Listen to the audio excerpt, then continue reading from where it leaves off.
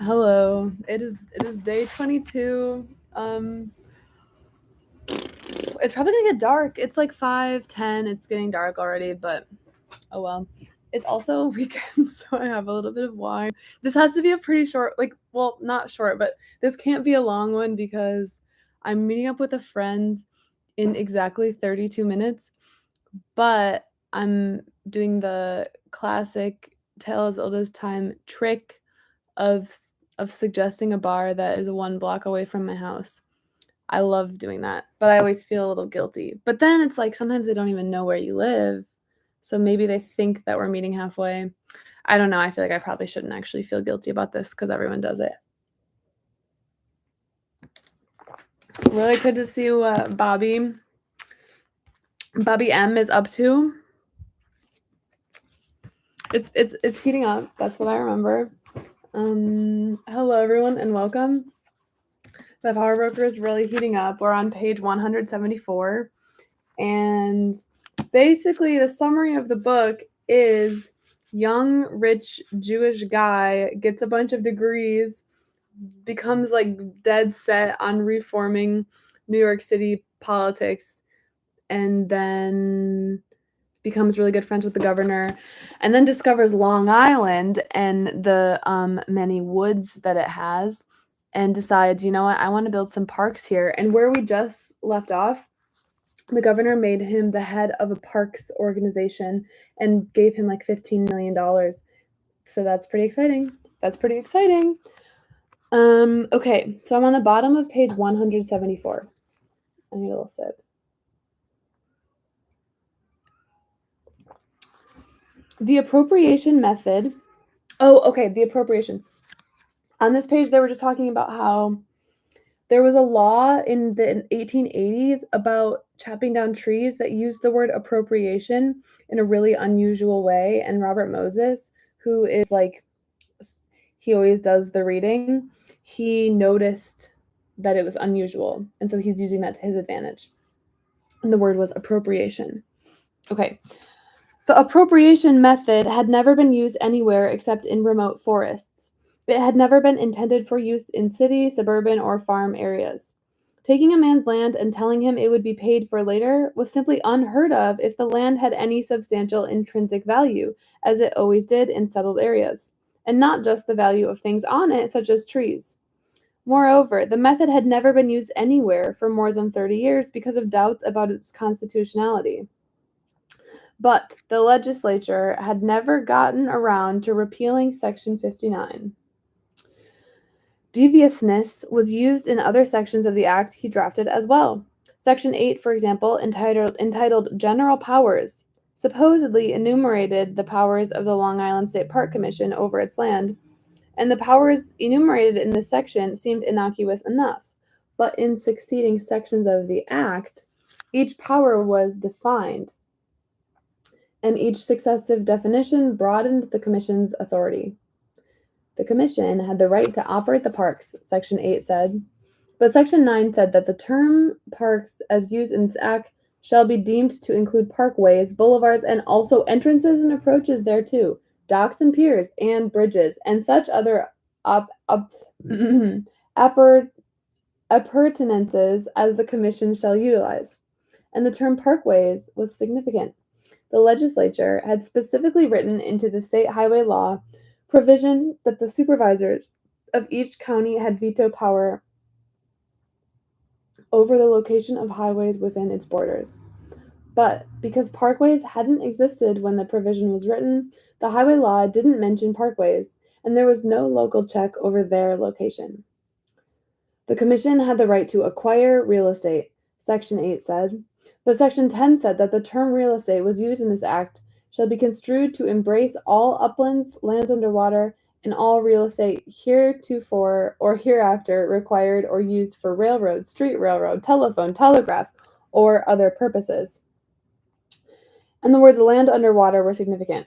Under legal precedent, owners of land fronting on the Great South Bay owned the land offshore to the distance of 1 mile.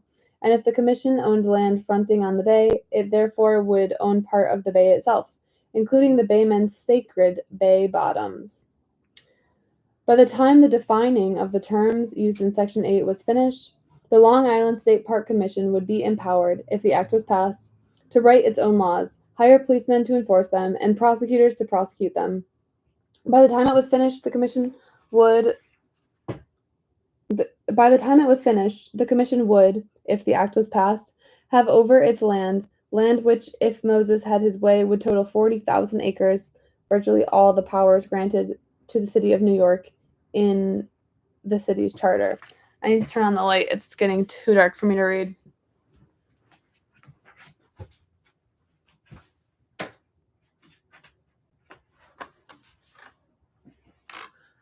Man, some days you just really...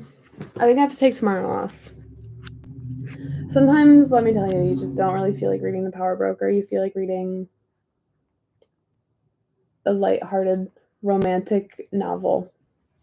But hey, it's not going to read itself.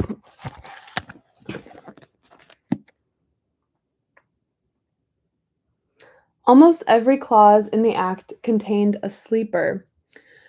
Section 15 ostensibly dealt with the procedure to be used in acquiring property owned by other state agencies. But apparently tagged on as an afterthought, there was another paragraph. The Constitution shall have power to improve, maintain, and use the lands of the municipalities adjoining the parks and parkways of the Commission, with the consent of the local authorities having jurisdiction thereof. The paragraph appeared innocent enough. Since the Commission was operating in Nassau and Suffolk counties, what legislator would stop to consider that some lands on Long Island might be owned by New York City, and that, once the act was passed, the Long Island State Park Commission would not need the consent of Long Island officials to use that land because the local authorities having jurisdiction thereof would not be Long Island officials but New York City officials. Once the act was passed, Moses would be able to use the city's water supply properties despite the objections of the municipalities in which those properties were located. Moses concealed his purposes not only from those who, if they knew them, might oppose them, the legislators, but from those who thought they were his allies, the old men who had worked on the New York State Association report and who, through their individual commissions, had been running the parks in the state for so many years. If these men were to oppose his plans, they could, with their control of the local legislators, pose a formidable obstacle to passage. So he didn't tell the old men about the true scope of his plans for the State Council of Parks. In fact, knowing that they were concerned about the fate of the pieces of land they had guarded for so long, he assured them over and over that the establishment of the council would in no way affect their control over those lands. It is, he wrote them, merely a coordinating agency. Parks in each region, he promised them, would remain under the control of the regional commissioners. Moses had to know that what he was saying was false. He knew that since regional commissions had to submit their budget requests to the Parks Council, the council, not the commissions, would decide how much money went to each region. The council, not an individual commission, would decide overall park policies which would affect each commission's parks. And since the commissions would be rivals for funds, there was little danger of them banding together against the man who ran the council. That man would be in complete charge of all the state parks. Now, knowing what was in the bill, believing in coordination, and believing in Moses, the old men supported it and him. Having drafted the bills, Moses looked around for someone to introduce them. I'm honestly probably going to just read the rest of the page and then be done because I'm just not really feeling it. And also, that way we would end conveniently at the new section. Having drafted the bills, Moses looked around for someone to introduce them. F. Truby Davison, the son of Morgan partner Henry B. Davison of Glen Cove, had been sent by the barons of the North Shore of Long Island to the State Assembly in 1923, just 1 year after his graduation from Yale. In 1924, he was only 22 years old and, in his words, wide-eyed and eager. Not only was he a Yale man, but he was, within the limits approved by the barons, interested in reform, and Moses had found plenty to talk to him about. He was charming, Davison recalls, and I enjoyed talking with him a lot, and I admired his obvious brains. And he was, he recalls, frankly flattered that a member of the governor's inner circle would spend so much time with a freshman assemblyman. Moses asked Davison to introduce the bills and would establish a state council of parks and a Long Island State Park Commission. He told him nothing about his plans for parks and a parkway on the North Shore. In fact, he told him very little of any of his plans, leaving the impression that the bills were routine measures and that the kind of parks he was talking about were parks in the traditional mold. Davison was a believer in parks in that mold. He was flattered to be asked to introduce the bills. And when Moses told him that the governor would like to see him and thank him for his support, he was overwhelmed. His visit to the executive chamber with Moses at his elbow was the first time he had ever met Al Smith in person. He didn't think to ask many questions about the bills, and he certainly didn't think to look up Section 59 of the Conservation Law or to study definitions of powers. Just to make sure he wouldn't have much time even if he wanted to, Moses delayed giving him the bills until the last week of the session. I never realized what the word appropriation meant, Davison recalls. I thought it meant what it had always meant, so far as I knew, appropriation of money to be spent. Whenever someone asked me what it meant, I told them that's what it meant. Not that many people asked him, of course. There was little interest in the bills, and when, in the last-minute adjournment rush, they came to the floor, there was not a word of debate about them. On April 10, 1924, on the last day of the session, Assembly and Senate passed them both by unanimous vote. Moses was in a fever of impatience. On April 12, he wrote George Graves, Smith's secretary, "My dear George, as soon as you get a chance, will you ask the governor, please, to sign the bill creating the State Council of Parks so that a meeting of this council can be held at an early date?"